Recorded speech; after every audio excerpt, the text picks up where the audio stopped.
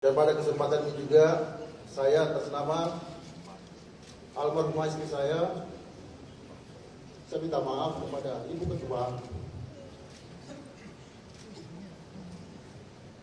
Jenderal Bintang 3 menangis, suara terbata-bata, ucap maaf. Suasana haru terjadi di acara perpisahan Komjen Gatot Edi Pramono Senin 3 Juli 2023. Jenderal Bintang 3 itu tak kuasa menahan tetesan air matanya ketika ingat istrinya Widi Astuti Gatot Edi yang telah tiada. Nada bicaranya terbata-bata saat memberikan sambutan. Ia meminta maaf jika almarhumah istrinya pernah berbuat kekeliruan selama menjadi Bayangkara. Bersama istri, Gatot mengaku selalu berusaha semaksimal mungkin mengabdi kepada negara. Terlebih berkat institusi Polri, Gatot bisa membesarkan dan menyekolahkan kapan anaknya. Kini pasca 35 tahun bertugas, Gatot akan melepas seragam dinasnya. Meski demikian, ia sudah bertekad tetap menjaga nama baik Polri.